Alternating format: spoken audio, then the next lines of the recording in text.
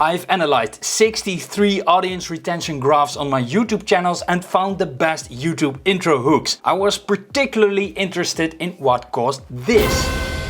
The hooks I tested. In this video I'm going to tell you I'm going to take a look at the free online channel name generator for YouTube on my website and show you step by step how to use it. My results often were not bad, but not super good either. I regularly hit an average percentage viewed at 30 seconds of 60%, but I often had very steep drop-offs at the beginning of a video. I think this is because you don't clearly communicate what your unique value is and why they should watch your video instead of the video of the competition. Would I recommend this hook? Well, yes, when you start out and want to keep it simple, but when you advance, there are more effective hooks that I'll talk about later in this video.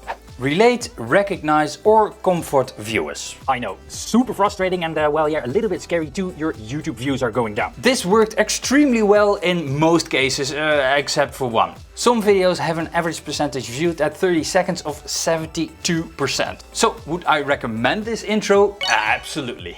Displaying authority. Hi, my name is Dexxter from the Netherlands, and in this video we're going... Yeah, this is an interesting one since every YouTube educator, including myself, shouts that you should do this. Well, based on this data, I'm going to respectfully disagree. The idea behind this is saying who you are and what your experience is creates trust with your audience. When I did this at the start of a video, I had average percentage viewed at 30 of as low as 35%.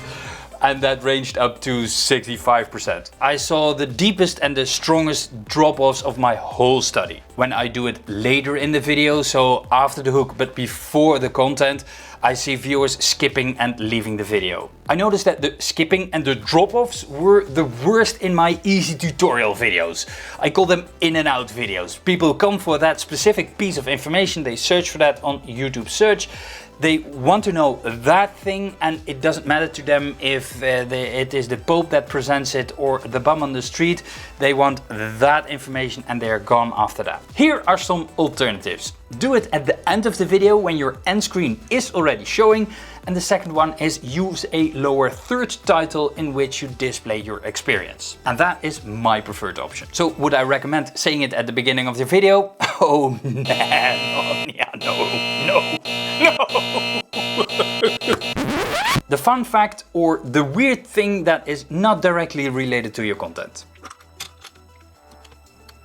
Oh, we already started. I'm just kidding. I have here. That was just a door stopper. Hola. This is one of the 3 words that I know in Spanish. Hola, adios, and the other one is a bad one. The idea behind this is that you trigger viewers' curiosity in the hope that they keep watching until the end. And it could also be fun for irregulars. I saw APVs at 30 of 63 till 67, so absolutely not amazing, but absolutely not bad either. It works best if you can relate your strange fact directly to the topic of your video in your first sentence. So, is it recommended? Yes, you could consider it. How important it is! One of the most underutilized SEO techniques on YouTube is using your video description properly. Especially when you're starting out, this is one of the easiest things to get right because almost nobody does it properly. I saw APVs at 30 of 34% to 59% with one exception of 66. Yeah, bad to mediocre. I think the reason for this is that viewers already know that it is important and that's why they clicked on the video in the first place.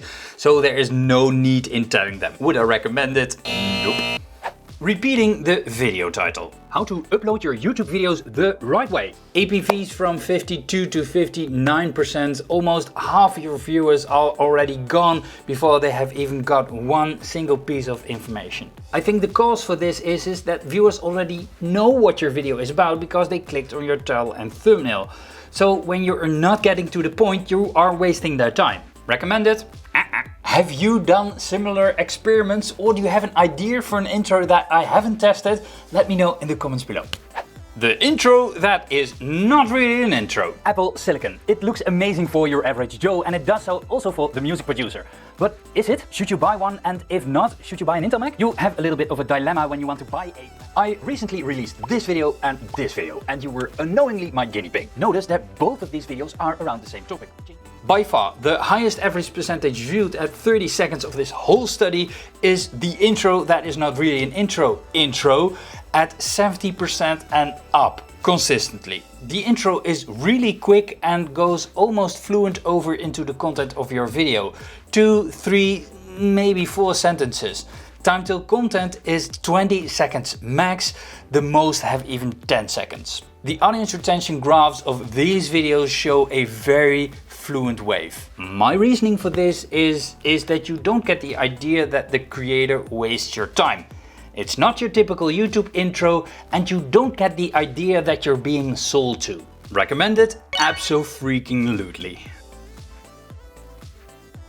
Should you ask for a subscribe in the beginning of your video, after your hook, before your content? I say no, because of 2 reasons. First of all, the data shows clearly the longer you wait to get into the content, the more viewers you lose. And second, you ask for a subscribe at a point in a video that viewers haven't got 1 single ounce of information out of you. How can they ever determine if you are worth subscribing to at the moment you ask them to? If you want to ask for a subscribe, do it at the end of the video when your end screen is already showing, so people can't click away. Or use the subscribe animation later than 50% into the video, so only viewers that like your content will see your call to action. The data shows clearly that within 2 seconds, viewers decide to watch your video or not. So within those 2 seconds, make clear that viewers clicked on the right video without repeating the title. Also based on the data, never start your video with your bumper, your logo or a full screen text, "This video is sponsored by." And think about it. What is your biggest pet peeve when it comes to YouTubers? Not getting to the point quickly enough, right? And especially when you watch multiple videos of the same creator. Just by looking at an audience retention graph, can you spot where the intro ends and the actual video starts? And this one? For the majority of videos, most drop-off happens during the intro, not in the part where you give value in the meat of the video itself. As soon as the intro stops, so does the drop-off. So keep your intros extremely short. The shorter you keep your intros, the more viewers you will keep in your video. For a lot of countries, like the Netherlands for example, using English words is considered hot and hip. But when your video is not in English, don't use English titles, thumbnails and intros. Because viewers expect to see an English video. They click on the video, hear a foreign language and click away, and you will see an immense steep drop-off in your audience retention graph. Let's take a look at the intros of one of the biggest creators on YouTube, Mr. Beast. I know Jimmy to be obsessed with his audience retention graphs. Great, so I can test my findings on his content. In his intros, he just explains the setup, the idea behind the video, or what is going to happen later in the video. For example, anything you can fit within this triangle, I'll pay for. That's the whole intro, 4 seconds. Other example, this is a professional bounty hunter. If he hunts me down, he gets $100,000. He has until midnight to steal this backpack from me. All I gave him was a knife. 9 seconds. The amount of seconds until he gets into his content is consistently between 4 and 23, with the majority below 10 seconds. Jimmy's intros are 1 to 3 sentences, which completely confirms my study. Striking is that his hooks go so smoothly over into his content that you are in the content before you know it. The intro doesn't feel like an intro. I also noticed that there is a lot of text, graphics and animations in the intro to make more clear what is going to happen in the video.